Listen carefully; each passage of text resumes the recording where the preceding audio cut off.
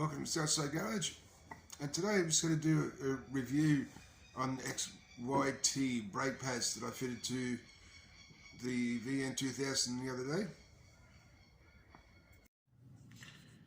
So this is what the packaging looks like. They're a sintered brake pad, and I've done quite a bit of riding with the front ones that I've fitted, and that they feel real nice actually. I give them the thumbs up. They're quite good. The part numbers that I used on my bike, which is a 2008 VN2000, the front pads were O27, the part number, and the rear ones B42.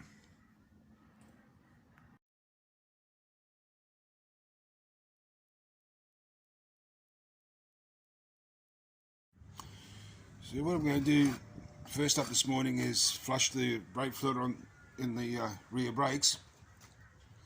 So all I've done is I've gone ahead and taken this cover off the reservoir, and that's held on by one 4mm Allen hex head bolt. I've got vacuum bleeder and everything set up. So what I'm going to do is vacuum out that fluid that's in the reservoir, put some clean fluid in there first of all, and then we'll hook the vacuum pump up to the caliper, turn it on, and then slowly loosen the bleeder, and as it's drawing the fluid through from the reservoir, we'll just keep on topping that up. So I'll just go ahead and get all that set up.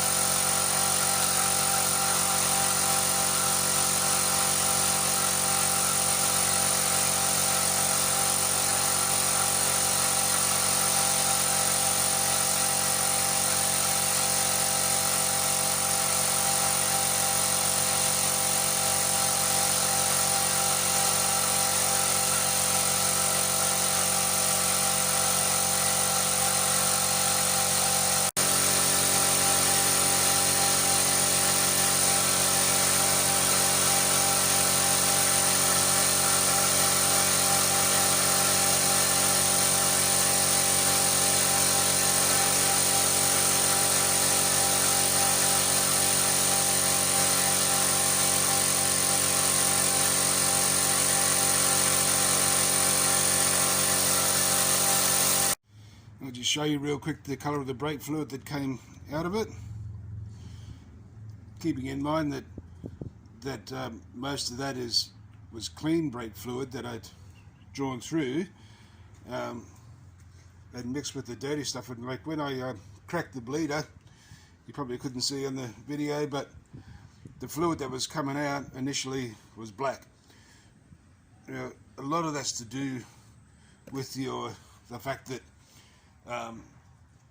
your brake hoses are made out of rubber on these bikes and so on, but like it's always a good idea to do this once a year, once every 2 years, something like that. 2 years at the most. Just flush out your brake system with clean fluid, And if you've got one of these vacuum pumps, it makes the job so much easier. You can do it by yourself. There's no mess whatsoever.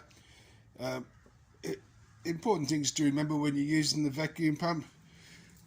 You know, I hang it on the stand there like I showed you before, and you have the pump running before you crack the bleeder, and just have your bottle ready, your new fluid ready to top up your reservoir as it's being drawn through the system, and you have the pump running, crack the bleeder slowly. You know, if you open it right up, it'll draw all the fluid out of the master cylinder that quickly that you won't be able to keep up with topping up the cylinder and the reservoir and so on. And that's so you just open up your bleeder slowly. You know, get a flow that you're happy with, that you can keep up with topping up the reservoir and keeping an eye on everything. And then when you're happy that you've flushed enough fluid through, leave the pump running, and then close your bleeder off, turn the pump off last. Very simple, and there's no mess whatsoever using one of these, and like I said, you can do it on your own.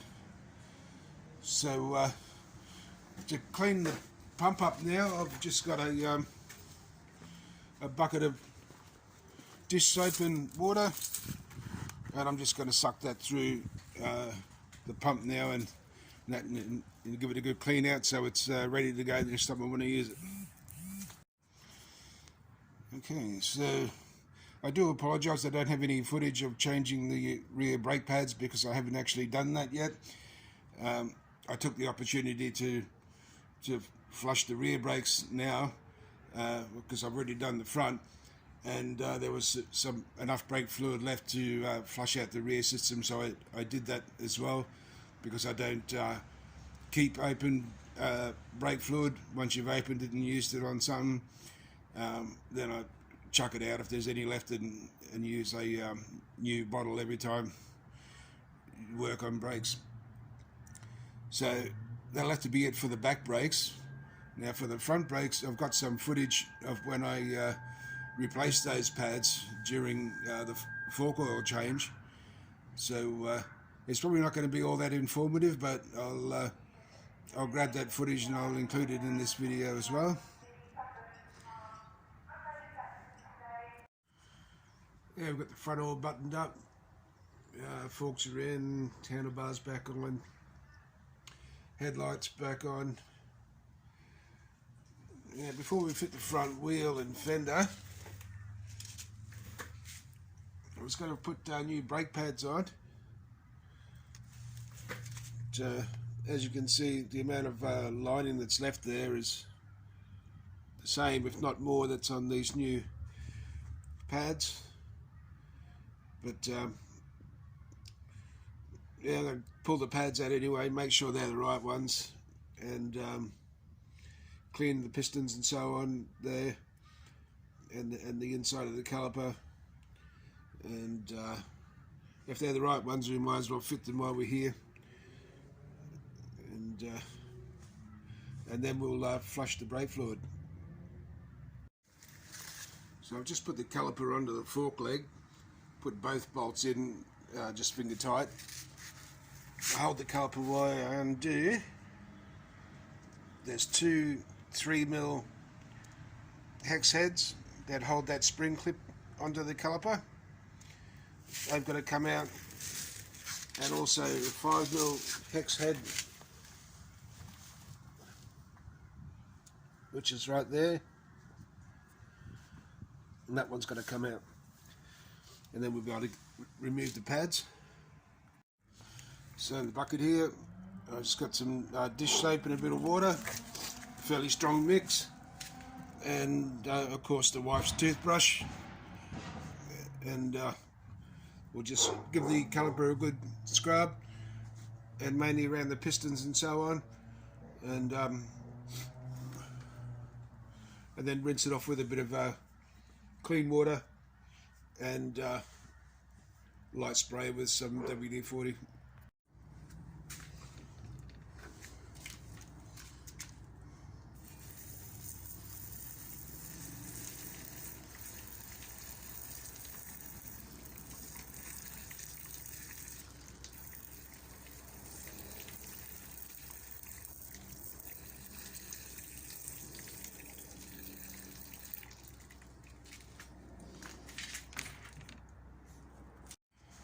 what's important to remember whilst you have your brake pads out of the calipers is that nobody squeezes your brake lever, because what you don't want to happen is your caliper pistons to pop out of there, because then you'll have to put new seals in, because there's a good chance that they will leak if you just push them back in again. On the other side here that we're not working on, I just shoved a bit of steel in between the pads there, just in case I did want to pump the lever just slightly and just bring the pistons out just a little bit so I can get all the muck off them. Because when you replace pads, depending on how worn they are, when you get the new ones in there, to get them to fit over the disc, you're going to need to push the calipers back a little bit. That's not going to be the case here, but we'll still clean them anyway, because if you don't, you see all that muck that's still on the piston, that's going to be pushed back in to your seal, and you don't want that. So we're just going to continue on with a bit more cleaning yet on this side. So that's a lot cleaner inside there now. So we're ready to fit the brake pads to the new pads to this caliper. So it's just the reverse of how the old ones came out. Okay, new brake pads are in. I'm just going to go ahead now, put the fender on, front wheel, mount the calipers, and then we'll flush the brake fluid. Okay, so we've got the front end all back together, wheels on, calipers are on, new brake pads. Now it's time to look at the brake fluid. Now what we're going to do is we're going to test this fluid using a multimeter. With your multimeter set to volts, put the negative onto the body of the master cylinder, drop the probe in the fluid,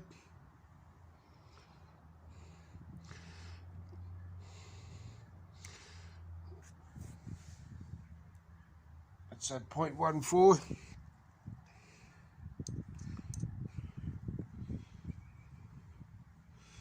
Now they say if it's at 0.3 of a volt or higher, your fluid needs changing, but just by looking at the colour of that, we're going to change it and flush out the system as well. So what I'm going to do now is use this air operated vacuum pump to suck the fluid out of the reservoir, and we'll just check that and make sure it's a glycol based fluid that's in the system, and not a 5.1. So we've got a sample of brake fluid here. Put a bit of water with it, and if it starts to mix like that, that means it's glycol based brake fluid, which is what's supposed to be in there, as opposed to a silicon based brake fluid, because they don't mix with each other. So at least we know now that it's definitely got glycol based in it, and that's what we're going to put back in it. So what we'll do now is fill our reservoir back up, fresh fluid, and then we'll hook the vacuum pump up onto the brake beaters on the calipers, and start sucking that old fluid through and replacing it with new fluid. And I do apologise, I was unable to film that and do the bleeding at the same time, but that's the pump there. I just got it hanging off the stand there. This end here obviously goes onto the brake bleeder. Air compressor goes onto there. You just pull the handle and lock it down, and you have the pump running while you have this on the bleeder, and then you undo the bleeder screw, and then you just keep on topping up your reservoir, and job done. Yeah, good morning. It's the next day and we're out test riding the Vulcan and seeing what the forks are like and the brakes and so on. And I'll just give you a look at the bike and I'll talk you through it. So this is what it looks like all back together without the fork covers on.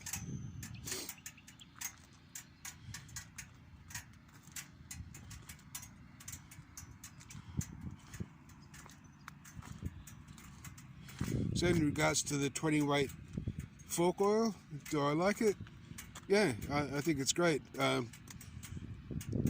Obviously it's not so soft in the front end anymore, and if you watched any of my other videos on any other bikes, the Triumphs and whatnot, I do the same thing. I take the covers off and put heavier fork oil in, and then, like, the reason behind it is I feel that when I'm cornering, like at high speeds and so on, I have to keep on adjusting my lean as I'm going around a corner with soft fork oil, or the fork oil that they recommend for that bike. So when I go heavier, once you lean into a corner, you just maintain that same lean right through the corner, and you actually have to lean in a little bit harder than you do as well with the softer oil. But once you lean in, you just maintain that same lean, and you don't need to adjust. But that's just me, and I'm probably a lot heavier than most of you guys out there. The brake pads, they seem really good. Obviously they didn't need replacing, but I replaced them anyway.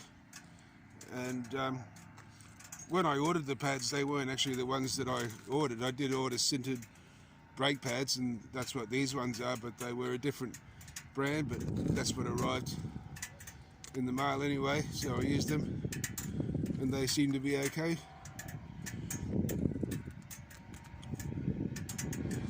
What else was there? As far as handlebars are concerned, I'm probably going to make a set at home, and then I'll take them to a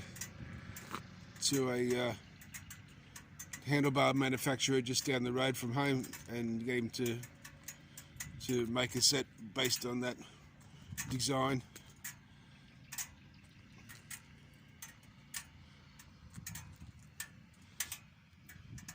The standard airbox, I want to get rid of that and put on like a 4-inch diameter intake pot on there. But I don't know when I'll get started on that.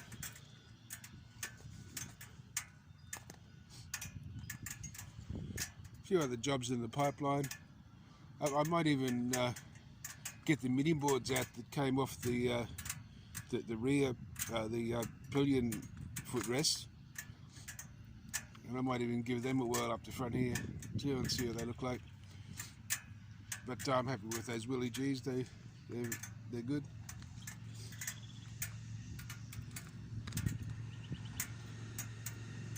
But, feel free to leave any comments or whatever if you want to know anything further. I tried to cover as much stuff as I could, you know, so anyone else that sort of wants to work on their own bike, they've got some sort of a guide to follow. So what's involved in pulling your bike apart. With the brake bleeding, I do apologise. I couldn't hold the camera and do that at the same time, but you get the general idea. There's a lot of good videos out there on YouTube of how to use those brake bleeders, and a lot more informative than what I did. And they work surprisingly well, those things. Makes a nice neat job out of flushing your brake fluid.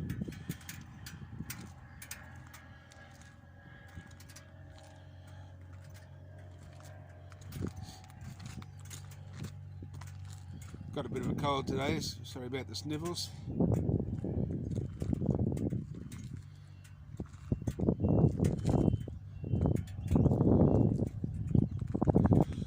that just about wraps this video up, guys. I hope that helps somebody, and I'll catch you on the next one.